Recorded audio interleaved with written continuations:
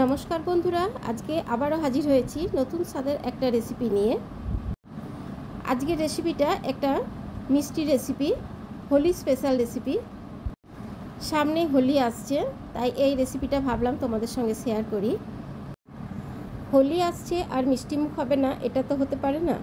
এই রেসিপিটা খুব কম টাইমে এবং কম উপকরণে তৈরি হয়ে যায়।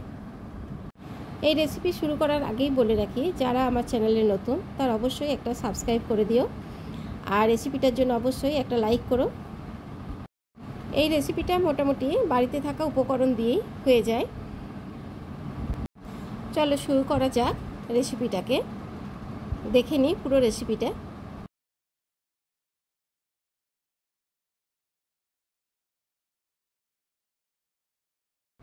এখানে আমি একটা বোল নিয়েছি এবং 3টে মেজারমেন্টের কাপ নিয়েছি। মেজারমেন্টটা কিন্তু খুবই গুরুত্বপূর্ণ।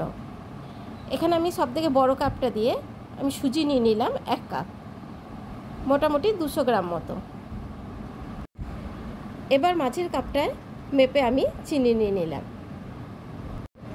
এবার সবথেকে ছোট কাপটায় আমি তেল নিলাম, সাদা তেল।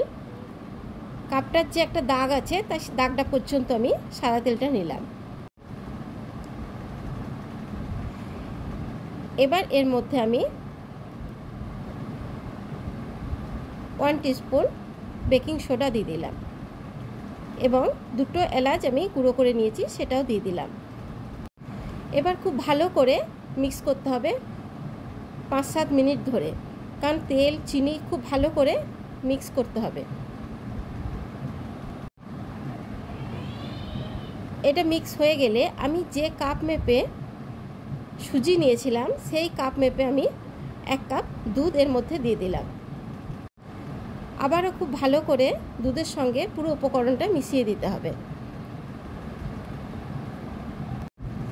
এবং এই মিশ্রণটাকে 10 মিনিটের জন্য আমি রেস্টে রেখে দেব। 10 মিনিট পরে দেখাচ্ছি। 10 মিনিট পরে এরকম একটা থিকনেস চলে আসবে। খুব পাতলাও হবে না, আবার খুব গাঢ়ও হবে না।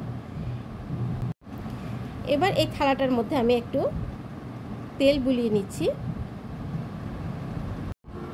তেল বুলিয়ে নেওয়ার পরে যে মিশ্রণটা আছে আমি থালার মধ্যে ঢেলে দেব। পুরোটা খুব ভালো করে ঢেলে দিয়ে আমি একটু থালাটা ট্যাপ করে নেব যাতে সমানভাবে ছড়িয়ে যায়।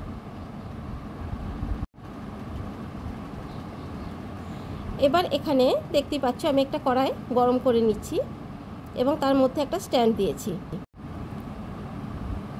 এবার এই মিশ্রণটা এর মধ্যে বসিয়ে দেব প্রায় 15 মিনিটের জন্য। ঢাকা দিয়ে আমি বসিয়ে দিলাম 15 মিনিটের জন্য। 15 মিনিট পরে দেখাচ্ছি। এবার আমি কিছু টুটি ফুটি নিয়েছি বিভিন্ন কালারের, এগুলো এর ওপর ছড়িয়ে দেব।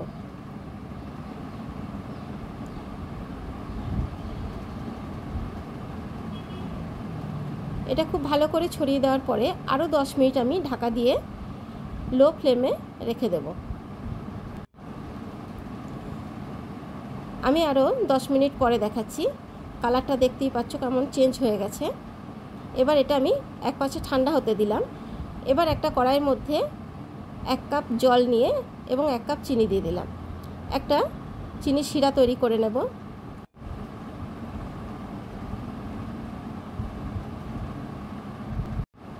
এখানে চিনি শিরাটা তৈরি হয়ে গেছে।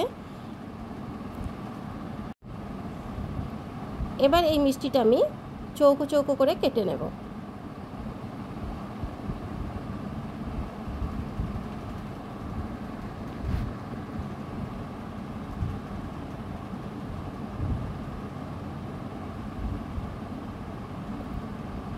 চিনি শিরাটা এর মধ্যে দিয়ে দিলে এই মিষ্টিটা কিন্তু আরও সফট হয়ে যাবে।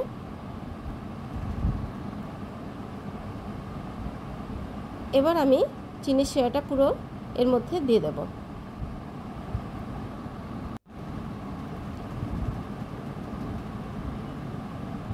এবার আমি একটা তুলে দেখাচ্ছি যে কতটা নরম হয়েছে এবং কতটা সুন্দর হয়েছে। এবার একটা প্লেটের মধ্যে আমি তুলে দেখাচ্ছি যে মিষ্টিটা কতটা সফট হয়েছে। এই মিষ্টিটা কিন্তু সত্যিই খেতে খুব সুন্দর হয়। প্রত্যেককেই আমার অনুরোধ রইল মিষ্টিটা বাড়িতে একবার বানিয়ে খাওয়ার জন্য।